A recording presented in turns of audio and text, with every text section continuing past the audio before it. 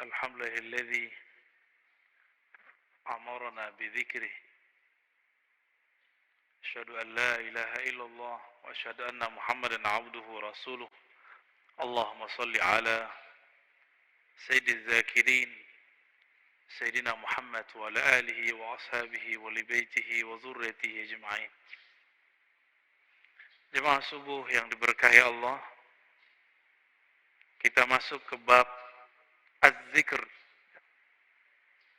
Bab az-zikr ini lumayan panjang karena ini menjadi ruknut tariq, rukunnya tariqah, tariqah wusul ilallah, untuk merasakan hadir kepada Allah. Inilah rukunnya. Rukun itu bahasa Arab artinya tiang. Nggak ada tiang ini nggak berdiri. Ya.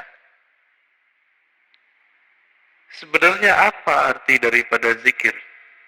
Az-zikru ada beberapa makna. Namun di sini beliau memulai daripada faedah zikir. Az-zikru yusmirul maqamat kullaha min al-yaqazah ila tauhid. Jadi zikir itu menghantarkan orang dari kesadaran batin, kita sadar nih, kita baca, ila tauhid, kepada tauhid mengesahkan Allah Subhanahu wa ta'ala. Wa yusmirul ma'arif wal ahwal, bisa membuahkan ma'rifat dan ahwal. Sebelum masuk ke bagian-bagian intinya, mari kita baca Al-Fatihah untuk baginda Nabi Muhammad sallallahu alaihi wasallam, karena beliaulah Sayyiduz Zakirin, pemimpin ahli zikir. Dan kita kirimkan, kita bacakan untuk qalbu kita. Dan begitu juga pengarang kitab ini, Syekh Abdul Qadir Isa Asy-Syadzili Al-Qadiri. Al-Fatihah. A'udzu billahi minasyaitonir rajim. Bismillah. Ya na'budu wa iyyaka nasta'in. Shiratal ladzina an'amta 'alaihim ghairil maghdubi 'alaihim waladdallin.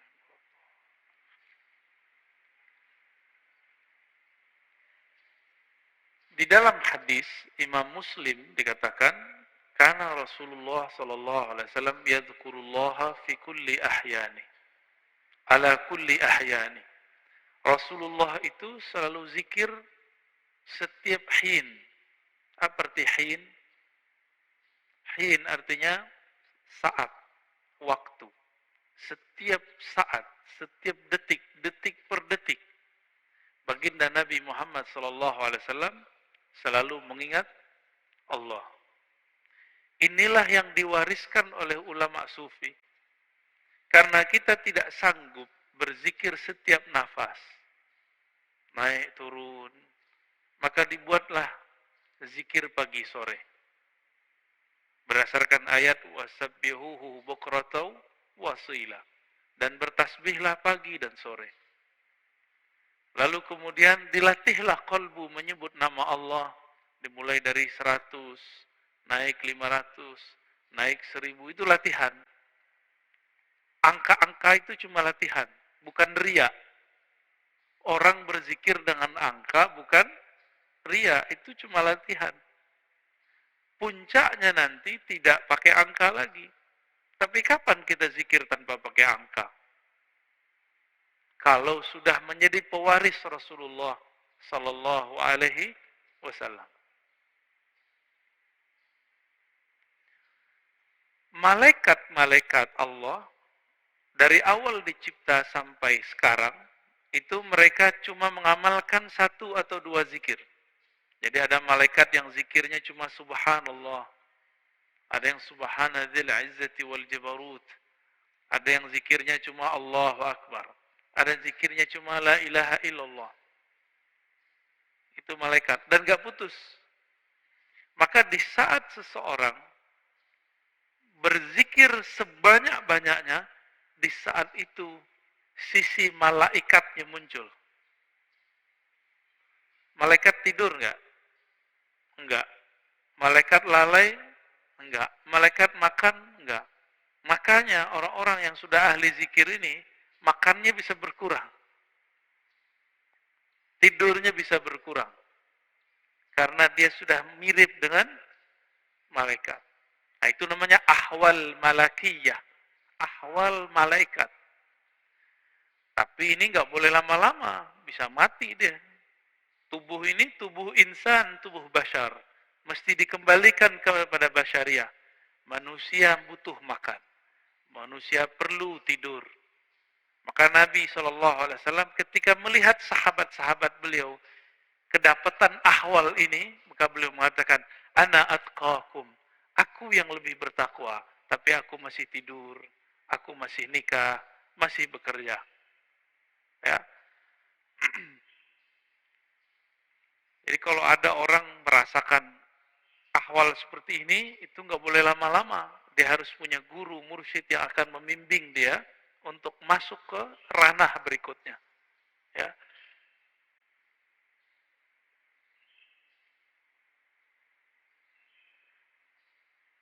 Kata zikir artinya ada dua. Pertama, zikir berarti benar-benar menyebut Allah. Ya. Kadang-kadang diartikan dengan makna yang lebih banyak. Ya. Jadi ada makna secara harfiah, ada makna secara majaziyah ataupun di luar itu. Bisa jadi diartikan zikir itu sholat Jumat, Al-Quran, majelis ilmu. Tapi itu penjelasan lain. Zahir dari zikrullah menyebut Allah. Ya. Dalilnya di sini disebutkan ada sekitar 15. Ini baru sebagian. Lebih dari 200 ayat mengenai zikrullah. Ya. Kalau lebih dari 200, berarti penting nggak zikir? Lebih penting dari umroh. Ya. Tapi kenapa di musim normal orang lebih sering ngajak umroh? Kenapa banyak ustadz umroh, tapi sedikit ustadz zikir? Benar. Kenapa banyak orang bermimpi bisa umroh, tapi sedikit orang bermimpi bisa zikir yang banyak? Karena kalau zikir doang, fulusnya tipis. Kata dia. Kalau umroh, fulusnya banyak. Siapa bilang ya? Itu nggak ngerti dia. Dia nggak faham ayat wala zikrullahi akbar. Sungguh menyebut nama Allah itu lebih besar dari semuanya. Orang kalau zikir, apa aja jadi besar. Ya. Cuma masalahnya nggak yakin kepada Allah Subhanahu wa Ta'ala. Dalam surah Al-Baqarah ayat 152, Allah mengatakan, "Fazkuruni azkurkum." Saya sudah pernah syarah di sini. Sebutlah aku, ingatlah aku akan ingat kamu. Duluan mana yang mengingat? Allah atau kita? Allah. Maka ciri-ciri, tanda-tanda Allah lagi sebut kita, kita digerakkan oleh Allah menyebut namanya. Itulah hakikat ayat ini. Lalu surah Ali Imran 191, "Alladzina yazkurunallaha qiyaman wa qu'udan wa 'ala junubihim." Ulul albab itu disebut orang yang zikir berdiri, duduk ataupun berbaring. Dalam surah Al-Ahzab, ini ayat yang paling dahsyat ini.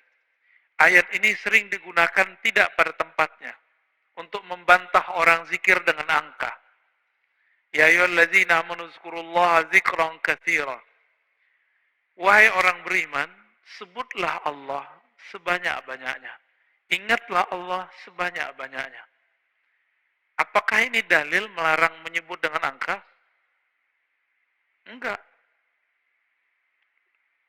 Zikir 1000 itu banyak bukan? Maka dia masuk ke zikran katsira. 10.000 termasuk banyak? 70.000 banyak? Berarti masuk ke situ. Yang penting niatnya angka itu bukan membatasi, tapi menerjemahkan makna zikran katsira. Baru zikir 100 pagi, 100 sore, udah nyalain orang zikir 1000. Ya. Nggak ngaca dia kepada sahabat Nabi. Sahabat Nabi Abu Hurairah zikir 12.000 sebelum tidur. Ada yang bisa zikir 12.000 sebelum tidur? Keburu tidur ya.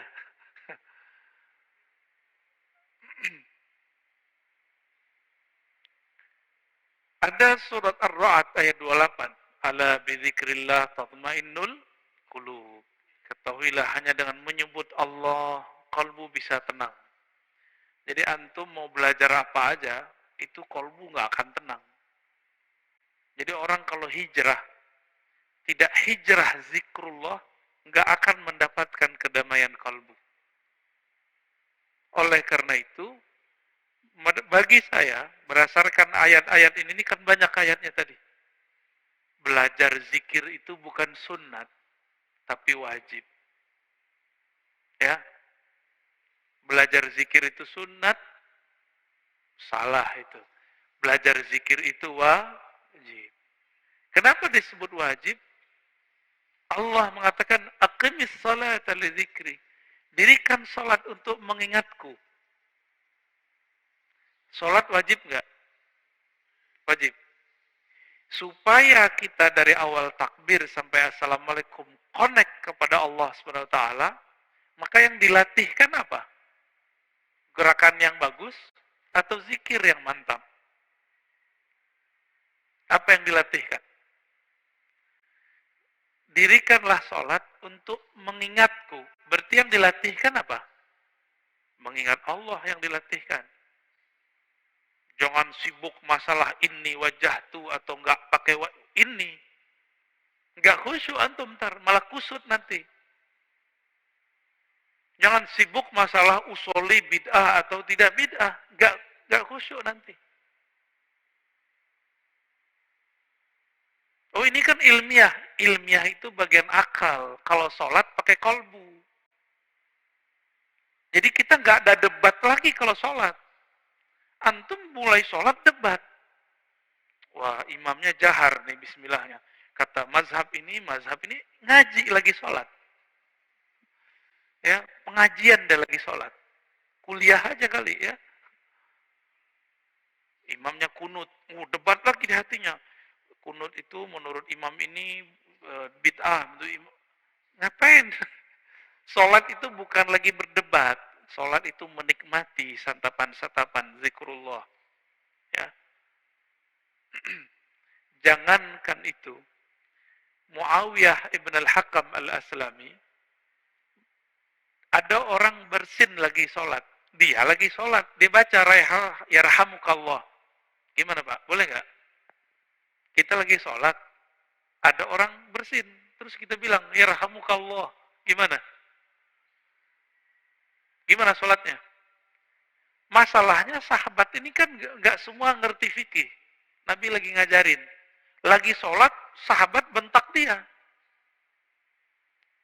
Kayak anak kecil dulu. Maka Nabi ini ngajarin sahabat betul-betul satu persatu. Lagi sholat bentak sahabat. Gimana tuh? Apa kata beliau? Selesai sholat, Nabi tidak mengata-ngataiku. Bi abi wa ummi, demi Allah, demi ayah ibuku. Beliaulah guru terbaik. Guru paling ideal, gak pernah ngata-ngatain orang. Terus Nabi bersabda, kata beliau, wahai Muawiyah, sholat itu la tasluh, tidaklah cocok kecuali zikrullah dan tasbih. Maksudnya, kamu gak usah tanggapin kalau ada orang bersin.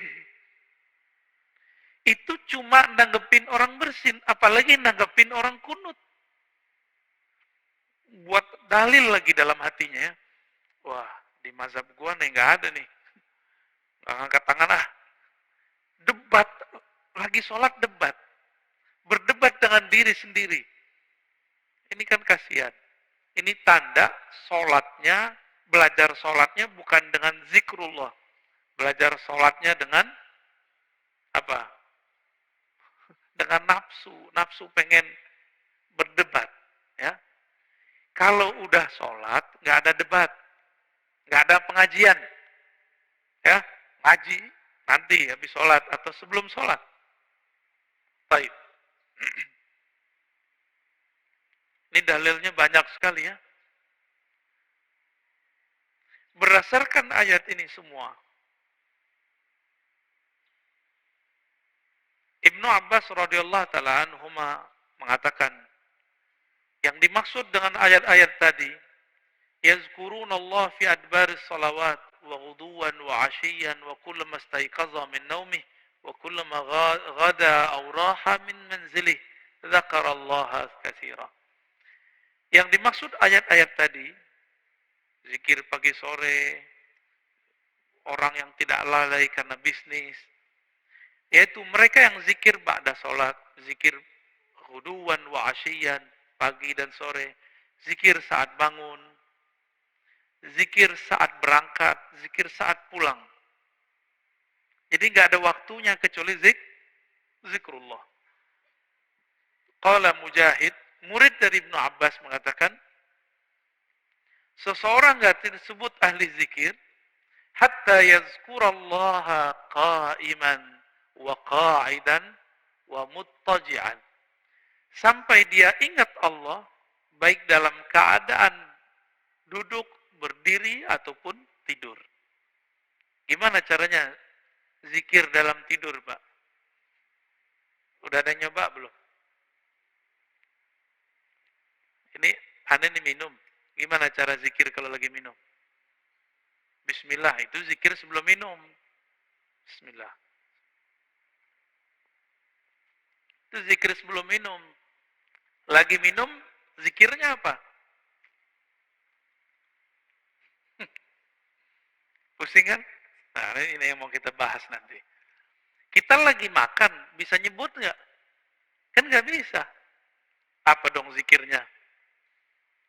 Zikirnya ada dua. Pertama sebut di kolbu. Yang lebih tinggi, memandang air ini dari Allah. Memandang segarnya dari Allah. Kenyang dari Allah, itu zikir lagi makan. Gimana? Udah zikir lagi makan belum? Belum ya? Masih memandang nasi yang mengenyangkan. Masih memandang air yang menyegarkan. Berarti kita belum berzikir saat makan dan minum. Sederhana? Rumah makan sederhana.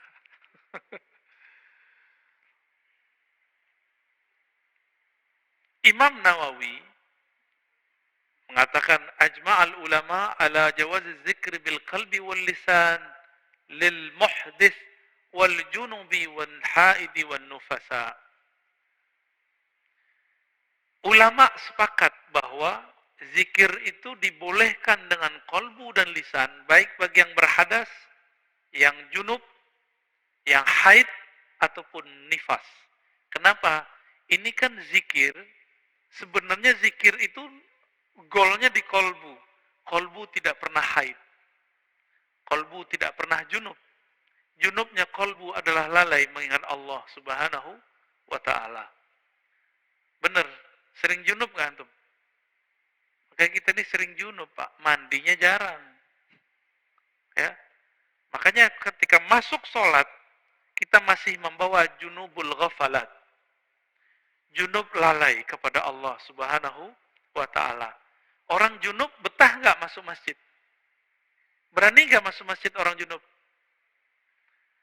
Masjid hakiki itu ada di kolbu, lagi sholat. Antum lagi mau sholat, tapi tidak keluar dari junub lalai. Gimana mau menikmati zikrullah? Ya, nggak bisa masuk. Jadi kita nggak bisa masuk ke kolbu kita. Padahal itu diri kita sendiri. Ya. Hadisnya sangat banyak. Ini ada hadis yang paling kenceng ya, paling dahsyat ini. Kata Nabi, "Masalul ladzi yadhkur rabbahu wal ladzi la yadhkur rabbahu kamasalil hayyi wal mayyit." Hadis ini riwayat Imam Bukhari ya, dalam kitab doa. Perumpamaan orang yang zikir dengan tidak zikir itu sama dengan orang hidup dan mati. Gimana? Berarti kita banyakkan hidupnya atau matinya? Jadi kalau hidung kita ini dibuka akan rasa penciumannya oleh Allah Subhanahu wa taala, indera penciuman batinnya oleh Allah. Kita akan mencium orang yang tidak zikir itu bau bangkai. Cuma, alhamdulillah, Allah tutup itu. Coba kalau dibukakan, Mbak. Kita tiap ke jalan kemana, itu bau bangkai di mana-mana itu. Maka kita bersyukur kepada Allah, Allah tidak bukakan kasyaf yang banyak. Karena kalau kebanyakan kasyaf, bisa pusing sendiri kita nanti. Maka ada beberapa wali, gak berani mereka ke masjid. Karena kalau ke masjid, dia lihat muka orang macam-macam. Ada yang ria, ada yang muka monyet, ada yang muka kambing, ada yang muka babi. Ya, maka Imam Ghazali buat fatwa khusus untuk orang ini. Ya, dibolehkan oleh Imam Ghazali bagi orang ini tidak sholat di masjid sementara sampai ahwal itu hilang.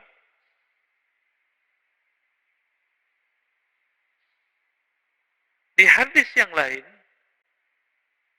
sesungguhnya Allah Subhanahu wa taala mempunyai malaikat yatufuna fit turuqi yaltamisuna ahla dzikr. Allah mempunyai malaikat-malaikat yang yatufun, bertawaf, berkeliling, mencari majelis ilmu. Ketika mereka bertemu, mereka berteriak, mereka memanggil kawan-kawannya, halummu ila hajatikum, wahai sahabat-sahabatku, wahai para malaikat, berkumpullah. Jika yang dipanggil itu ada manusia yang sudah mendekati karakter malaikat, maka dia juga terpanggil ke majelis itu. Jadi yang datang bukan hanya malaikat, tapi juga manusia yang karakter malaikatnya sudah hidup. Ya, itu mana hadisnya. Itulah sebabnya kenapa majelis-majelis zikir itu rame dulu. Masih ingat dulu Ustadz Arifin? Ya, rame nggak dulu? Cuma ya sayang, Ustadz Arifin tidak berthariqah. Akhirnya tidak ada kaderisasi murid menjadi mursyid. Karena beliau bukan mursyid. Tapi kita berterima kasih berkah beliau Indonesia dizikirkan dengan zikirnya yang khas, dengan suara serak-serak basahnya yang lumayan. Ya. Tapi beliau meninggal ya sudah. Untungnya di negeri ini banyak mursyid-mursyid tarekah. Ya, kita beruntung banyak mursyid-mursyid yang mereka memegang ajaran-ajaran zikrullah. Meskipun dituduh ahli bid'ah, dituduh sesat, dituduh gila, mereka nggak mau hiraukan. Mereka tetap jalan. Ya. Itu malaikat ganti shift. Fayahuffunahum biajnihatihim ila sama'id dunya. Ketika mereka berkumpul, itu malaikat meliputi orang-orang yang duduk di majelis zikir dengan sayapnya. Ada yang lihat nggak? Antum kalau kasyaf bisa lihat. Untung tidak kasyaf. Karena kalau kasyaf pasti ketakutan. Ya. Itu sampai ke langit pertama. Nyundul langit. Makanya malaikat dari timur, dari barat lihat. Wah, kayaknya ada majelis zikir nih. Mereka akan berkumpul. Kalau ada manusia, kolbu yang sudah berzikir, dia akan ikut meramaikan majelis tersebut. Semoga kolbu kita termasuk kolbu yang sudah berzikir. Amin. Ya Rabbal Alamin. Semoga yang hadir ini dipandang Allah, kolbunya kolbu berzikir. Amin. Ya Rabb. Lalu mereka ditanya oleh Allah. Wa huwa a'lamu bihim. Pada Allah lebih tahu keadaan mereka. Ma yaqulu abdi. Apa yang dibaca oleh hambaku, wahai malaikat? Lalu mereka mengatakan, mereka bertasbih kepadamu, ya Allah. Bertahmid, ya Allah. Bertakbir, ya Allah. Bertahlil. Apa kata Allah? Hal ra'auni? Apakah mereka melihatku? Lalu para malaikat menjawab, tidak, ya Rabb. Seandainya mereka melihat aku, bagaimana? Oh, kalau kita udah melihat Allah, antum tuh gak mau kerja lagi. Mungkin gak mau nikah lagi. Ya udah asik dengan zikrullah. Ini hadisnya panjang ya. Maka disebut dengan humul julasa la yashqa bihim jalisuhum.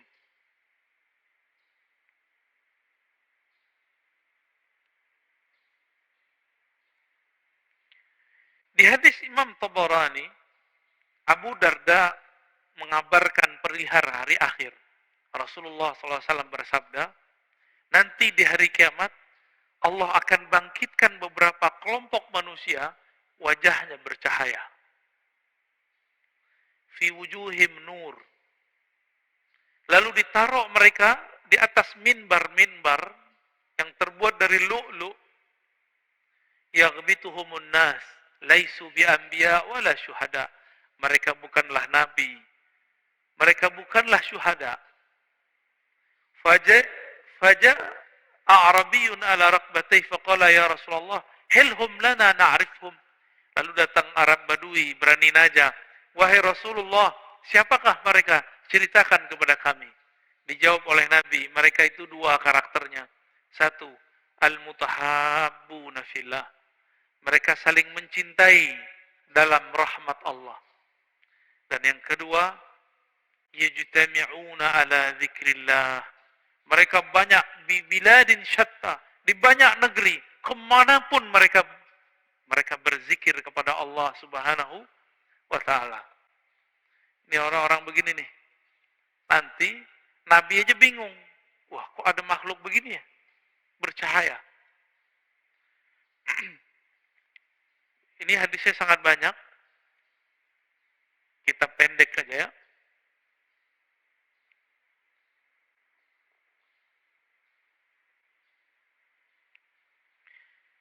Ini kalau antum zikir, kumpul ya. Jadi dalil zikir berjamaah itu banyak. Nggak usah dihiraukan orang yang bilang itu bid'ah. Dia nggak ngerti hadis. Katanya ikut sunnah, tapi nggak baca sunnah. Karena memang sunnah yang diikuti cuma beberapa doang. Cuma hadis kullu bid'atin dolalah. Ya. Penjelasannya dia nggak belajar. Hadis Imam Ahmad, hadisnya sahih. Ma min qaumin ijtama'u yadhkuruna Allah azza wa jal la yuriduna bidzalika illa wajha. Nah, ini coba lihat lafaznya. Ma min qaumin ijtama'u. Tidaklah sekelompok kaum berkumpul, berjamaah. Berarti ini zikir jamaah bukan? Ya. Yazkuruna Allah, mereka pakai lafaz jamaah. Mereka mengingat Allah Subhanahu wa taala, tidak menginginkan kecuali ridha-Nya. Illa nadahum munadin minas sama. Kecuali ada yang berseru dari langit. Kumu maghfuran lakum. Ketika selesai berzikir, apa kata mereka? Ya sudah, kalian berdirilah, selesaikanlah, Allah mengampuni kalian. Qad buddilat sayyi'atukum hasanat. Sekarang semua keburukan kalian diganti dengan kebaikan-kebaikan. Cuma kan nggak dengar Pak ya. Jadi antum di sini ngorok itu dapat pahala Pak. Itu dapat zikrullah itu ya. Apalagi bangun. Tapi jangan tidur Pak ya. Karena bilang begitu malah tidur lagi.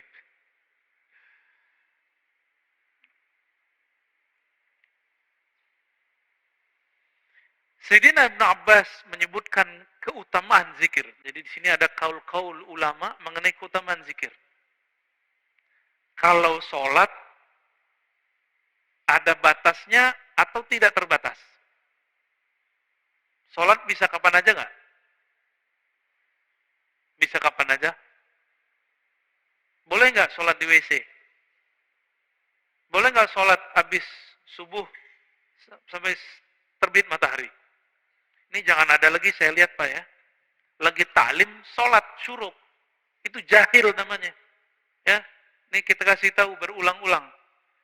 Ngaji satu bab, dengar satu hadis, itu lebih afdol daripada 100 rakaat. Antum dapat hadis. Kalau orang zikir ba'da sholat subuh berjamaah di masjid, lalu sampai syuruk, sholat 2 rakaat. Bagi dia pahala haji dan umrah. Tamah, kan begitu. Sempurna. Itu kalau nggak ada taklim. Kalau taklim, apa kata Nabi? Lebih afdol daripada 100 rakaat. Bahkan di riwayat Ibnu Majah 1000 rakaat. Antum sholat 2 rakaat, lewat maklumat ini. Mungkin lagi sholat juga dengerin ceramah saya kali. Kalau belajar beribadah itu jangan konyol. beribadah itu bil ilmi, ya. Jangan beribadah itu bil jahli. Kalau nanti ada lagi ya sudah ya, kita nggak maksain. Kita nggak maksain juga Pak. Tapi kalau ada silakan. Tapi saya lihat ada aja di masjid, banyak masjid udah kita kasih tahu masih aja. Ya, antum dengerin satu hadis itu lebih afdol daripada 100 rakaat. Padahal sholatnya cuma 2 rakaat. Ninggalin faedah 100 rakaat. Pilih mana? Kalau hitung-hitung duit, mana yang lebih untung? Yang ngaji. Sholat juga belum tentu khusyuk, ya. Kusut udah pasti.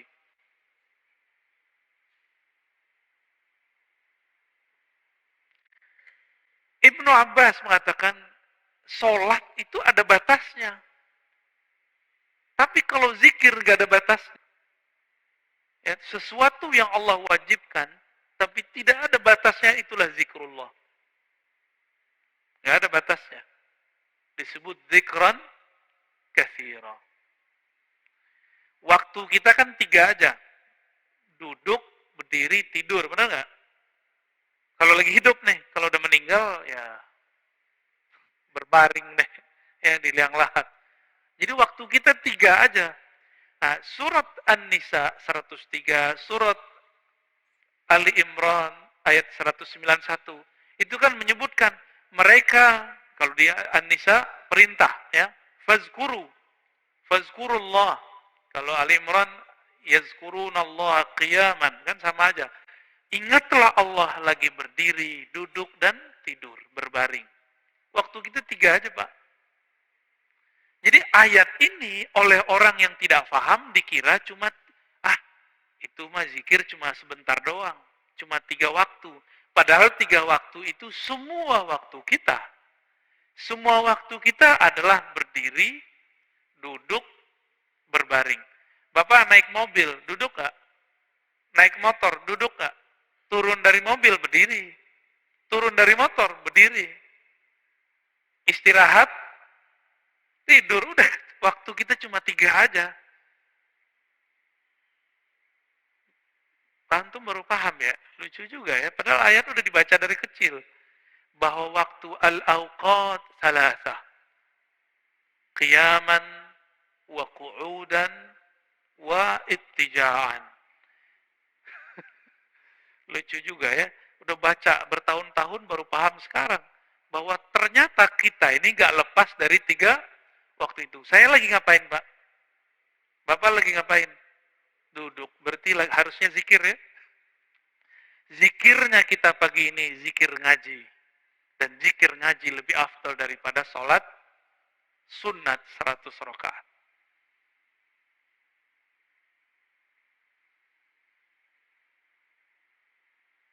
Ibnu Athaillah As-Sakandari mengatakan zikir itu usaha melepaskan kolbu dari ghaflah. Apa arti ghaflah? Lalai. Gimana caranya? Dan tardid ismillah bil qalbi wal lisan. Dengan mengulang-ulang nama Allah dengan kolbu dan lisan. Maka ahli thariqah itu punya metode yang sangat sempurna sekali. Metode berzikir dengan kolbu dan berzikir dengan lisan. Ya. Nanti ada masanya di sini kita zikir. Saya talqinkan semuanya, Pak. Tergantung sirnya turun atau belum. Ini belum ada, Pak, sekarang. Belum. Karena kalau di kolbunya belum ada koneksi, itu ngefek. Ya. Bapak sholat aja nih, ada debat 1-2 orang masalah kunut, itu ngefek ke badan saya. Langsung gak nyaman rasanya. Itu terasa, Pak, bagi saya. Agak sensitif dikit. Ya. Jadi ada nih orang ngerasa, kunut, itu langsung gak nyaman saya. Ya. Apalagi di samping saya itu mengganggu sekali. Maka mending gak kasyaf. Karena kalau kita kasyaf, kedengeran isi hati orang kan gawat. Ya. Kata Imam Al-Qushairi, az-zikru mansyurul wilayah wa manarul wuslah wa tahqiqul iradah. Zikir itu ciri-ciri kewalian. Orang jadi wali bukan karena zikir, tapi ciri-ciri wali zikir. Bisa bedain? Ciri wali itu zikrullah. Tapi kalau jadi wali bukan karena zikir. Apa yang membuat orang jadi wali? Wali itu artinya kekasih. Kekasih itu pasti kenal. Kenal itu membuat dia jatuh cinta. Maka al-wali man ya'rifullah wa yuhibbu. Yang mengenal Allah dan mencintai Allah. Itu yang disebut wali. Tapi bagaimana cara kenal Allah? Allah sifatnya sangat sempurna sehingga tidak bisa kita terka-terka. Maka ada dua mazhab sahabat, mazhab Abu Bakar dan mazhab Ali. Abu Bakar mengatakan, engkau bermakrifat, yaitu ketika engkau mengaku engkau tidak punya makrifat. Udah dipikirin-pikirin, gimana cara kenal Allah? Akhirnya kita mengatakan, ya Allah, akalku tidak sanggup untuk memahamimu. Qalbuku hanya sanggup menyebut namamu. Hanya engkaulah yang bisa mengenalkan dirimu. Maka Sayyidina Abu Bakar mengatakan, al-ajzu an darkil idrak. Ngaku tidak tahu, itulah ma'rifat sebenarnya. Menurut siapa? Abu Bakar As-Siddiq. Lain dengan Sayyidina Ali. Sayyidina Ali mengatakan, la ya'rifuka illa anta ya Rabb. Tidak kenal engkau kecuali engkau ya Allah. Maka kenalkanlah dirimu kepada kami ya Allah. Sayyidina Ali begitu mintanya. Ya. Jadi zikir itu mansyurul walayah. Itu pencirian wali. Berarti karena ini ciri-ciri wali, ada yang ngambil ciri-ciri wali, dia bukan wali. Ada yang ngambil zikir, tapi dia bukan wali Allah. Ini hati-hati. Hati-hati ya. Dia bukan wali Allah. Tapi dia memakai jaketnya wali. Yaitu zikrullah. Untuk apa? Nanti untuk kesaktian, untuk pelet, pelaris, bermahar itu, mahal itu maharnya. Ya. Orang-orang begini, itu pakai wajah wali, tapi dia bukan wali. Bisa bedain? Tapi orang mengira dia wali. Ya. Orang akan mengira dia kekasih Allah, padahal dia sedang menipu Allah. Yukhadi'un Allah. Ya. Mereka sedang menipu Allah. Hati-hati sama orang-orang begini. Ya. Oleh karena itu, zikir itu bagi kita mesti bersanad dan berijazah. Supaya aman. Kalau nggak bersanad, nggak berijazah, bisa ketukar. Kita kira dia wali, padahal dia bukan wali.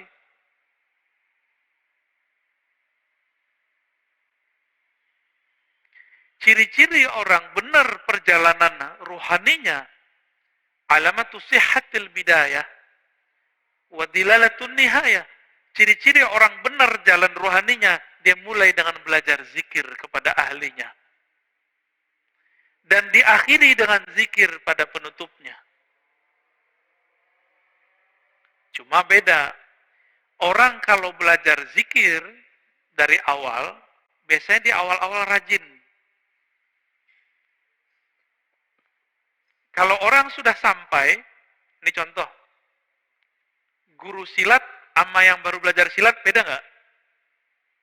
Kalau baru belajar silat, siapa aja mau diajak tarung, bener. Kalau guru silat, nggak perlu, dia diem aja. Main di nafas aja dia.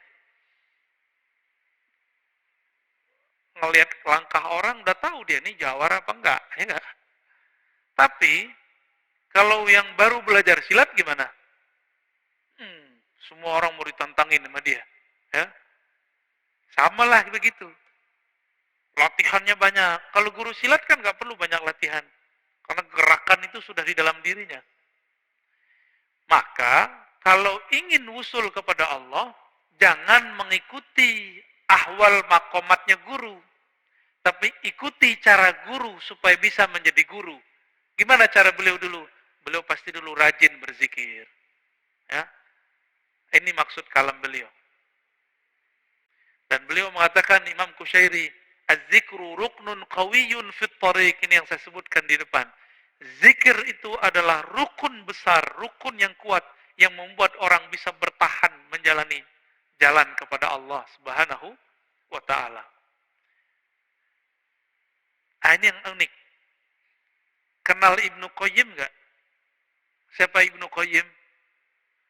Imamnya Wahabi, imamnya Salafi.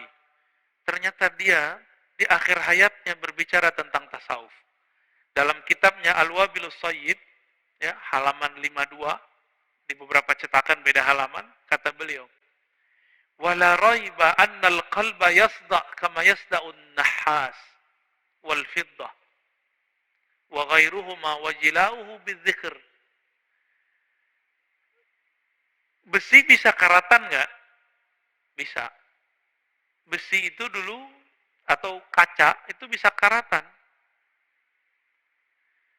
Sama, kolbu itu kan mirip seperti itu. Dia bisa karatan. Pembersihnya cuma zikrullah. Ini Ibnu Qayyim yang ngomong. Maka Ibnu Qayyim ini menganjurkan zikir dan istighfar, zikir dan istighfar. Dan dia mengajarkan di bagian lain di tempat, di kitab awal Al-Wabilus Shayyib, agar seseorang mempelajari zikir kepada gurunya, kepada ahlinya. Dan dia di situ bercerita tentang Ibnu Taimiyah, Imam Salafi. Itu kalau teman-teman Salafi tahu, saya nggak tahu, nggak ngerti apa yang terjadi nanti. Ya, apakah dia akan membid'ahkan imamnya? Saya nggak ngerti ntar. Ibnu Qayyim, begitu juga murid-murid Ibnu Taimiyah meriwayatkan hal yang sama. Ibnu Taimiyah habis sholat subuh, beliau duduk membaca zikirnya, wiridnya sampai tengah hari. Kira-kira gimana, Pak? Bid'ah nggak tuh? Ya, kita zikir bentar aja disebut bid'ah. Ya, ini dia zikir dari ba'da subuh sampai siang hari. Di kitab Manaqib Ibnu Taimiyah disebutkan beberapa zikir Ibnu Taimiyah adalah baca Al-Fatihah 40 kali. Gimana tuh? Dia wiridan, torikotnya torikot Al-Fatihah tuh. Fatihah diulang tardidul Fatihah 40 marrah. 40 kali dibaca-baca. Bismillahirrahmanirrahim. Begitu, dibaca lagi, dibaca lagi, dibaca lagi. Yang kita sebut apa namanya? Wiridan. Ditanya oleh Ibnu Qayyim, "Wahai Tuan Guru, Syekhul Islam, apa gerangan yang terjadi pada engkau? Kok zikir selama itu?" Apa jawaban beliau? Zikir itu adalah ghazai, kuti wa ghazai, adalah makanan ruhku. Itu kata-kata siapa? Ibnu Taimiyah. Jika aku kurang memberikan makannya, maka jiwaku menjadi lemah. Begitu Ibnu Taimiyah di akhir hayatnya. Coba antum zikir bentar aja tasbih, 500 kali puter, langsung diejekin sama mereka ya. Ini terjadi pada Abu Yazid Al-Bustami. Abu Yazid itu hidup jauh sebelum Ibnu Taimiyah. Jadi orang begini itu sudah ada dari dulu. Jadi imam kebetulan. Kebetulan jadi imam. Abu Yazid duduk di pojok situ zikir. Orang udah mau pulang dia masih zikir di situ. Apa kata Pak Imam? Bayazid, Bayazid, ente masih zikir aja, makan apa ente pagi ini? Langsung dia lihat imamnya. Imam saya kok gak percaya Allah Maha memberi rezeki. Maka beliau langsung berdiri dan mengatakan, "U'idu sholati." Aku harus mengulang sholatku. Kenapa? Sholat subuhku tadi dipimpin oleh orang yang tidak meyakini Allah SWT memberi rezeki. Gawat Pak ya, kalau bab hakikat. Kayaknya kalau begitu banyak sholat yang diulang nih. Makanya mazhab hakikat itu nggak boleh dikembangkan. Cukup dipakai sendiri-sendiri. Berat ya?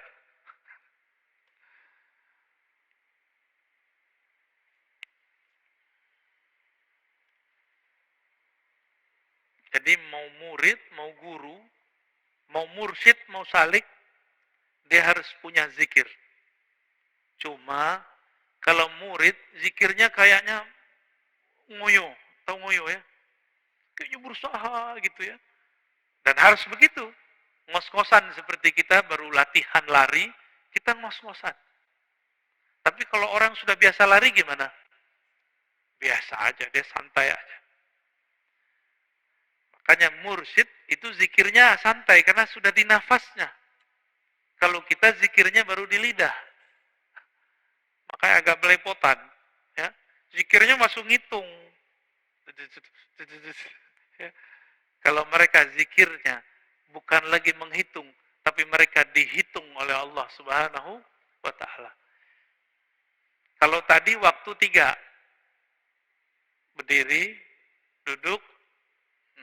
Kalau sudah masuk ke makom zakirin, waktu itu disebut hin. Apa arti hin? Saat, detik per detik. Maka bagi ahli zikir, satu nafas naik, satu nafas turun, itulah disebut hin. Itu yang disebut sa'ah, waktu. Allah menyebut dirinya sang waktu, ad-dahr. Maka jika kita ingat Allah dalam nafas, kita sedang terhubung kepada sang waktu. Itulah zikir paling cepat menuju Allah Subhanahu wa Ta'ala. Zikir dengan nafas. Ya. Udah jam 6, tak? Udah dulu deh. Pekan depan, bukan pekan depan. Bulan depan insya Allah kalau umur panjang. Kita lanjut zikir sir, zikir jahar. Ya. Zikir ngitung, nggak ngitung. Zikir pakai tasbih, nggak pakai tasbih. Bid'ah atau tidak bid'ah. Nanti kita bahas ya. Insya Allah bulan depan. Insya Allah. Amin ya rabbal alamin. Terima kasih Buya atas